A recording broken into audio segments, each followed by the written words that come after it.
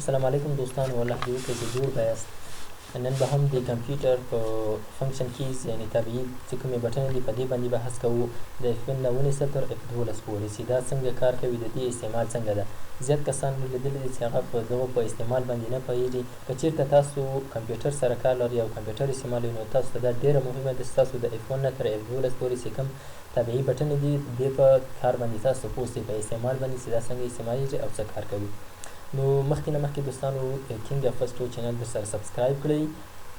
راځو لومړی که چېرته تاسو کیبورډ استعمالوئ نو تاسو به صرف F1 یا F2 یا F3 داسې بټن پریس کوئ. که چېرته تاسو خپل لیپټاپ کیبورډ استعمالوئ نو بیا تاسو ضرور ده چې تاسو د Fn بټن د تابع چې کومې بټنې دي فنکشن کیز د دغو سره به Fn بټن نیسئ، بیا وروسته دوی کار کوي.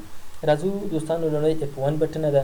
F1 بټن چې کله پریس کړو نو د دې په پریس کولو سره موږ هغه کوم اپلیکیشن کې چې موږ کار کوو د هغه هیلپ یعنې مرستندویه پاڼه موږ ته رااړوي. لکه زه کروم خلاصوم، دلته F1 ورسره نیسم، F1 پریس کوم، نو دلته به ماته که چې انټرنیټ وای نو ډایرکټ به ماته هغه د مرستندویه پاڼه خلاصه کړې وای. راځو دوهمې تابعي یا فنکشن کیز ته چې F2 ده. د دې په مرسته سره کولی شئ چې د یو فولډر رینیم کړو، یعنې نوم یې تغیر کړو. لکه دا وینډوز چې کوم فولډر ده، زه غواړم اوس دلته F2 پریس کړم نو ډایرکټ به زه کولی شم په اسانۍ سره دا رینیم کړم، یعنې نوم یې تغیر کړم. راځو F3 فنکشن کی ته. د دې په مرسته سره کولی شو چې موږ پلټن یعنې سرچ وکړو.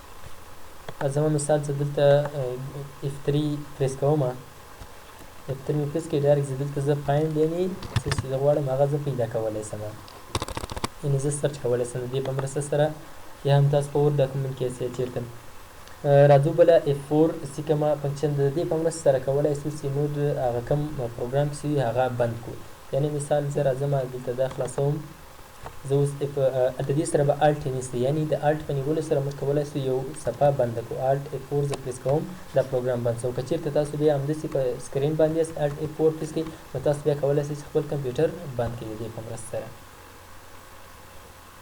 راځو پنځمه فنکشن کې چې F5 د دې په مرسته سره کولی شو چې یو اپلیکیشن کې یا دلته چې کله خپل کمپیوټر ریفریش کوو، یعنې د دې په مرسته سره خپل کمپیوټر ریفریش کولی شو.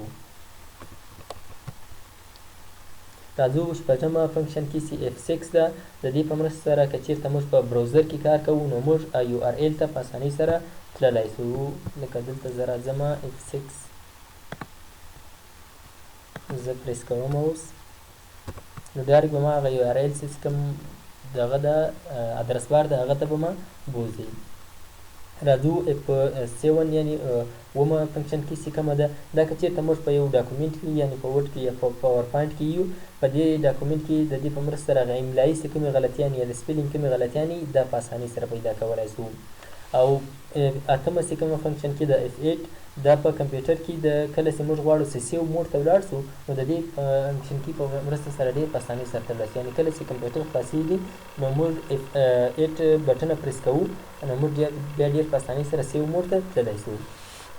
F9 چې کومه فنکشن کې ده، دا په که چېرته داسې تاسو F9 پریس کړئ دا هېڅ کار نه کوي. کله چې تاسو په ورډ یعنې افیس پروګرام کې کار کوئ نو د دې په مرسته سره تاسو کولی شئ چې هغه پروګرام بېرته ریفریش کړئ یعنې تازه کړئ، او هم په آوټلوک کې تاسو کولی شئ د دې په مرسته سره یو ایمیل لیږلی شئ.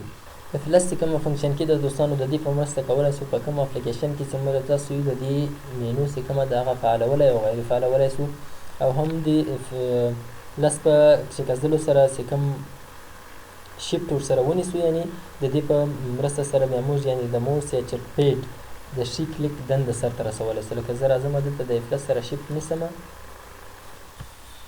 شفټ مې ونیوي، د راسته کلیک دنده ماته اجرا کوي. او بله فنکشن کې چې F11 ده، د دې په مرسته سره د براوزر مکمله یعنې فول سکرین خلاصولی او آف کولی شو. لکه زه دلته راځم مثال زه اوس دلته راځم F11 پریس کوم، فول سکرین شو او بېرته مینیمایز، د دې په مرسته فول سکرین خلاصولی او بېرته مینیمایز کولی شو.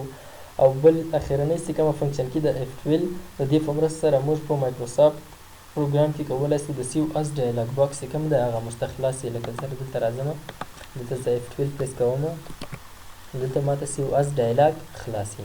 نو دوستانو کوم ویډیو خوښه شوي تاسو څخه هیله کوم چینل در سره سبسکرایب کړئ او د ملګرو سره یې هم شریک کړئ. له توجه څخه مو مننه.